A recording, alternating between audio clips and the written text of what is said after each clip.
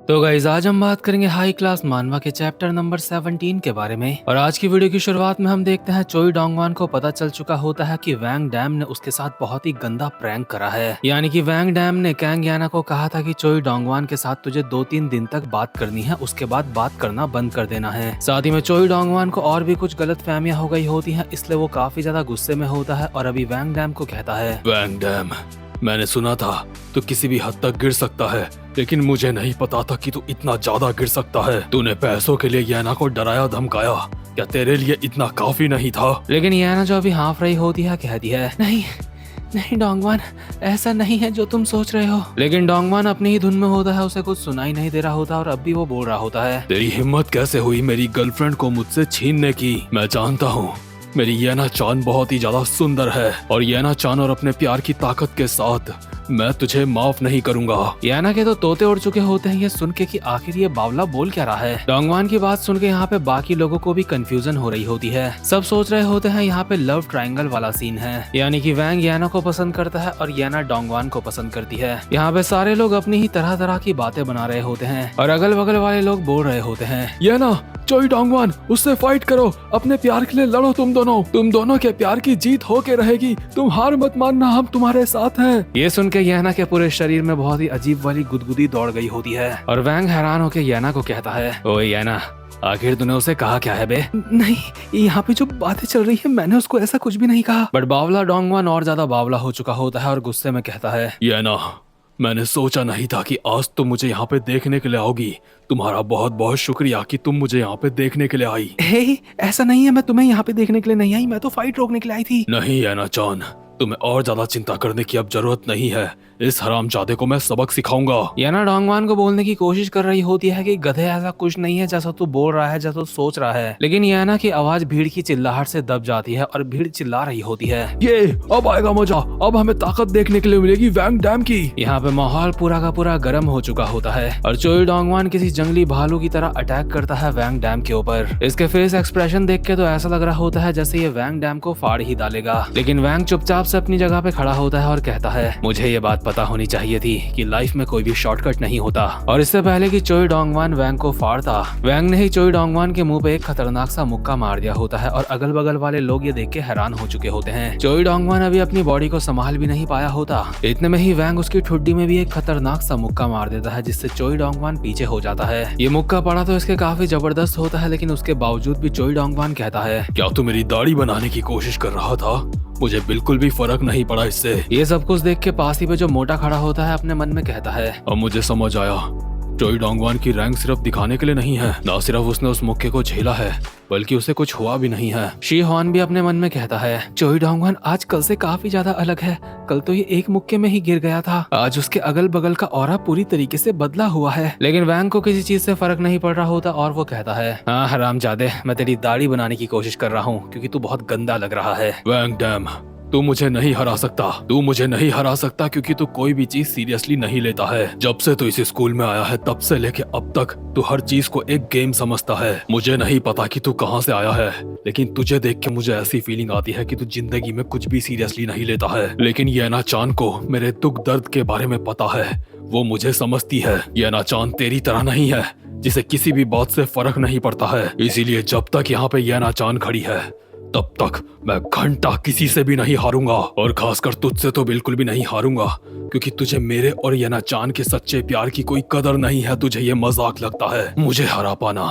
आज तेरे लिए नामुमकिन होगा। इसी के साथ चोई डोंगवान दोबारा से जंगली भालू की तरह अटैक कर देता है वैंग डैम के ऊपर और अपने सिर्फ एक ही हमले में वैंग को चित करने की कोशिश कर रहा होता है। लेकिन शी हॉन को ये बात अच्छी तरीके से पता होती है कि वैंग डैम भी कोई मजाक नहीं है। जैसे ही चोई डोंगवान वैंग के पास आता है उसको मारने के लिए, वैंग घुमा के चोई डोंगवान के एक लात मारता है। हालांकि ये लात चोई डोंगवान की लगती नहीं है और वैंग ना ही ये लात उसके मारना चाह रहा था। असल में वैंग इस लात की मदद से उसके मुंह पे बस जमीन की धूल उड़ाना चाह रहा था और वो धूल धूल अभी चोई डोंगवान की आंखों में घुस चुकी होती है, जिस वजह से उसकी आंखें बंद हो जाती हैं और वो चिल्लाने लगता है। मेरी आंख, मुझे कुछ दिखाई नहीं दे रहा है। ये नजारा देख के वैंग की हंसी छूट जाती है और कहता है गधा कहीं का, इतना भी नहीं पता कि इससे कैसे बचते हैं। तो जैसे ढक्कन से मैं और क्या उम्मीद कर सकता हूँ। चोई डोंगवान आंख खोलने की कोशिश तो कर रहा होता है, लेकिन खोल के भी उसको ठीक से कुछ दिखाई नहीं दे रहा होता मिट्टी की वजह से। बट उसको आइडिया होता है कि वैंग डैम खड़ा कहाँ पे है, इसलिए घुमा के उस तरफ एक खतरनाक सा मुक्का मार देता है। लेकिन वो मुक्का चोई डोंगवान को काफी खाली खाली सा महसूस होता है, क्योंकि वो वैंग डैम के नहीं बल्कि उसकी जैकेट के पड़ा होता है। वैंग की जैकेट हवा में लहरा रही होती है, जो कि चोई डोंगवान के हाथ लग चुकी होती है। और वैंग सोची समझी चाल के तहत डोंगवान के पीछे आके उसको कहता है, तुझे लगा मैं वहाँ पे हूँ हाँ। जिस तरफ से आवाज आती है डोंगवान उसी तरफ अपना मुक्का घुमा देता है, लेकिन वैंग अपनी बॉडी को बेंड करके इस अटैक से बच जाता है और अपने मन में कहता है, कमाल है,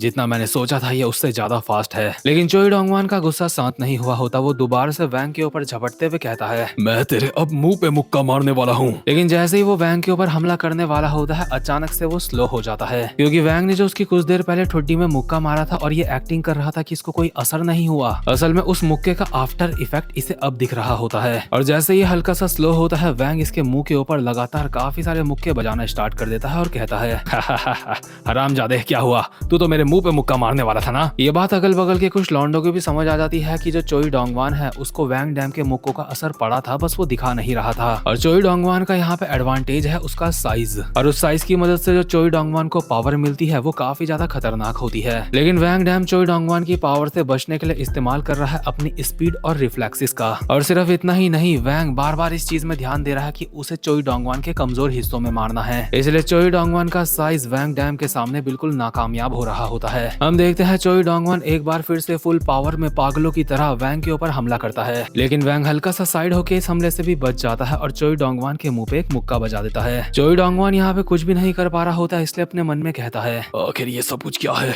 ये इंसान बहुत ताकतवर है, लेकिन ये अनाचान मुझे देख रही है, मैं हार नहीं मान सकता। इसलिए डोंगवान खुद को संभालते हुए एक और मुक्का मारता है वैंग डैम के ऊपर, लेकिन वैंग डैम ने इस हमले को डॉज कर लिया होता है और वापसी में डोंगवान के ऊपर एक मुक्का मारता है। बट डोंगवान ने भी अजीब तरीके से पीछे हट के इस हमले को डॉज कर लिया होता है। ये चीज देख के वैंग काफी हैरान होता है कि आखिर ये मोटा ऐसा कैसे कर सकता है। इतने में ही डोंगवान एक खतरनाक सा मुक्का मारता है वैंग के ऊपर, जिससे वैंग अपने हाथ से ब्लॉक करता है, और ब्लॉक करने के बावजूद भी इस मुक्के की पावर की वजह से पीछे की तरफ जाता है और अपने मन में कहता है, इसकी स्पीड तो खतरनाक है ही, साथ ही में इसकी ताकत को भी मैं नजरअंदाज नहीं कर सकता हूँ। इसी के साथ चोई डोंगवान दोबारा से पागलों की तरह भागता हुआ आता है वैंग के ऊपर हमला करने के लिए, और वैंग की कमर पकड़ के उसके ऊपर एक स्पीयर अटैक मार देता है, जिस वजह से वैंग जमीन में गिर चुका होता है। वैंग के जमीन में गिरते ही डोंगवान अपने दोनों हाथों से उसके ऊपर जमीन में खतरनाक सा हमला करता है, और अगर वैंग के हमला पड़ जाता तो उसे काफी ज्यादा डैमेज पहुंच सकता था, लेकिन वैंग इसको डॉज करके साइड आ जाता है और डोंगवान साइड में ही आके उसको एक मुक्का मारने की कोशिश करता है, लेकिन वैंग ने अपनी जैकेट उसके मुंह पे फेंक दी होती है, और क्योंकि डोंगवान का इन ट्रिक्स से दिमाग खराब हो रहा होता है, वो जैकेट पकड़ के पीछे की तरफ फेंक देता है, और पीछे वैंग पहले से तैयार था उस जैकेट को कैच करने के लिए और उसके ऊपर जंप करने के लिए। जैकेट कैच करके वैंग जंप करके डोंगवान के ऊपर आता है और डोंगवान की गर्दन इसी चीज से जकड़ लेता है। सारे लोग वैंग डैम का ये खतरनाक पैतरा देख के हैरान हो चुके होते हैं, और आधों को ये बात समझ आ चुकी होती है कि चोई डोंगवान का खेल अब खत्म हो चुका है, चोई डोंगवान अब नहीं बच पाएगा। डोंगवान की हालत धीरे धीरे खराब हो रही होती है। इतने में ही याना चिल्ला के कहती है, हे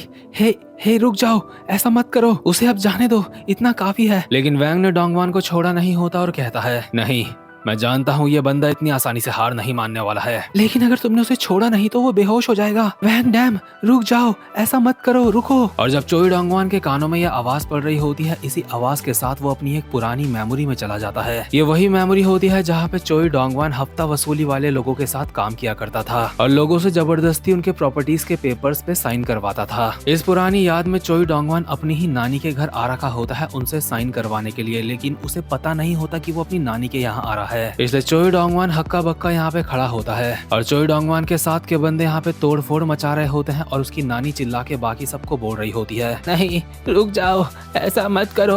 और डोंगवान के साथ के बंदे उसको बोल रहे होते हैं, आखिर आज तू ऐसे चुपचाप से खड़ा क्यों है, वैसे तो तू हमेशा आगे जाता था। लेकिन डोंगवान के अभी पसीने छूट रहे होते हैं और वो अपने मन में कहता है, आखिर ये सब कुछ क्या चल रहा है, मैं ये सब कुछ नहीं चाहता था, मैं तो बस अपनी जिंदगी उस तरीके से जी रहा हूँ जैसा लोग चाहते हैं, जैसा लोग मुझे देखना चाहते हैं। ऐसी जिंदगी जीने के अलावा मेरे पास और कोई रास्ता भी नहीं था, लेकिन उसके बावजूद भी मुझे ऐसा क्यों महसूस हो रहा है जैसे मेरा दिल टूटा जा रहा है। मैं बस चाहता था कि लोग मेरी भी तारीफ करें और मैं भी एक नॉर्मल जिंदगी जीऊं, लेकिन उसके बावजूद भी मेरा दिल टूट क्यों रहा है। इसी याद के अंदर डोंगवान को एक और याद आती है, जहाँ पे डोंगवान छोटा होता है और उसकी मदर उसको गले लगा के कहती है, बेटा चाहे कुछ भी हो जाए मुझसे वादा करो, तुम खुद से कभी भी नफरत नहीं करोगे। मॉम क्या हुआ, आप कहीं जा रहे हो क्या? बेटा इस बात का ध्यान रखना, तुम्हें अपनी और नानी की रक्षा करनी है। मेरे प्यारे बच्चे प्लीज मुझे माफ कर देना, मुझे जाना होगा। ये सारी बातें याद करते हुए डोंगवान अपने मन में कहता है, मॉम ने मुझे कहा था